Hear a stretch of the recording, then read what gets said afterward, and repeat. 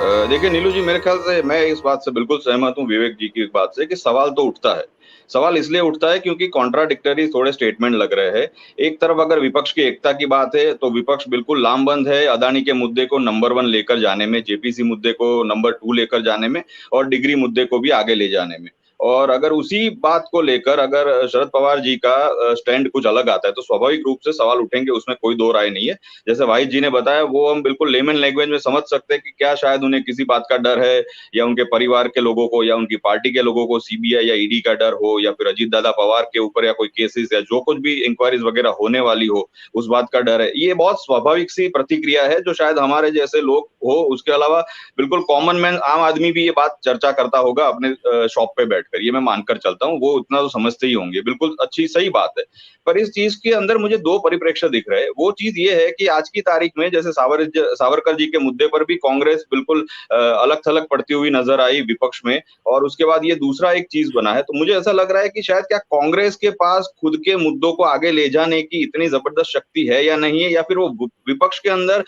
शीर्षस्थ नेतृत्व चाहती है, या फिर सिर्फ इतना चाहती है कि कुछ भी करके विपक्ष बना रहे। तो मेरे ख्याल से इस बार अब ये कांग्रेस को सोचना होगा कि अलग अलग नेता, आज शायद समझिए शरद शरद पवार जी ने ये स्टेटमेंट दिया है, कल उठ के मायावती जी को स्टेटमेंट दे दी, कल उठ के ममता बनर्जी को स्टेटमेंट दे देंगे, चौथे दिन अरविंद केजरीवाल कुछ बोल देंगे। तो ये कांग्रेस क्या हर एक को डिफेंड करके इसके पीछे घूमते रहेंगे या क्या करेंगे? ना कांग्रेस हैज टू डिसाइड कि विपक्ष का नेता या विपक्ष का जो शीर्षस्थ पार्टी है वो हमें बनना है, हमारे तरीके से हमको बाकी विपक्ष को रूल करना है या किस तरीके से आगे ले जाना, हेड करना है, वो उनको सोचना होगा। अदरवाइज ये कांस्टेंट डिस्कशन चलती रहेगी, तो लोगों में ये संदेश जरूर जाएगा कि कांग्रेस का खुद का कोई स्टैंड है या नहीं, और अल्टीमेटली कांग्रेस लोगों के नजरिए में कमजोर होती हुई दिखाई देगी, जो आज की तारीख में ऑलरेडी कमजोर है। कि उनकी नेतागिरी या उनके जो नेता है वो बिल्कुल जैसे मोदी जी का एक फेस है, वैसा कोई फेस इस तरीके से नहीं है कांग्रेस के पास आज की तारीख में। राहुल गांधी जी की भारत जोड़ो यात्रा के बाद वो भी काफी स्वीकार्य नेता बन गए, उसमें कोई दो राय नहीं है। पर फिर भी अगर प्रेसिडेंशियल काइंड ऑफ जो इलेक्शन की तरफ जा रहे हैं हम, कि आगे जाके 2024 तक सिर्फ मोदी बनाम राहुल फेस आ जाए, तो शायद डेफिनेटली ये बात है कि राहुल जी उसमें शायद थोड़े पीछे रह जाएंगे।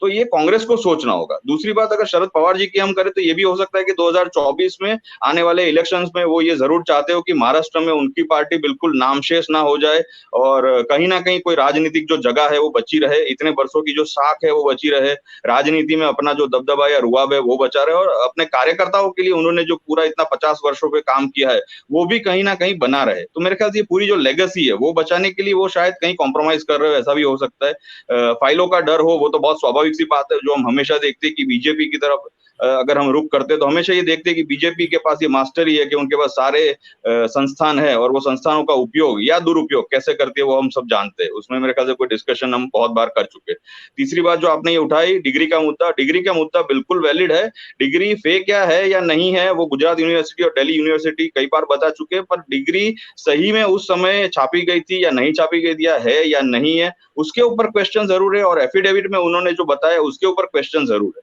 तो ये सारे प्रश्न भी इनवैलिड नहीं है जो आम आदमी पार्टी उठा रही है। पर यहाँ सबसे बड़ा क्वेश्चन मुझे जो दिख रहा है वो ये दिख रहा है कि अब कांग्रेस को ये डिसाइड करना होगा कि क्या वो एनसीपी को अपने साथ मिलाकर चल रही है तो 100% ट्रस्ट के साथ चले, आम आदमी पार्टी को लेकर चल रही है तो क्या 110% ट्रस्ट के साथ चले, और ममता बनर्जी जी को लेकर चल रही है तो क्या 120% ट्रस्ट लेकर चले, किसको लेकर चले। और अगर ये सारी जद्दोजहद में अगर वो अपना खुद का जो एक स्थान है या अपना जो महत्व है वही राजनीति से वो गंवा देंगे, तो लोग उन पर भरोसा जो थोड़ा बहुत कर रहे हैं वो करना भी बंद हो जाएगा, और सीधी सीधी गेम चली जाएगी बीजेपी के पाले में, जो साफ साफ दिख रहा है। और ये पूरा राजनीतिक गेम है, उसमें मेरे ख्याल से शरद पवार जी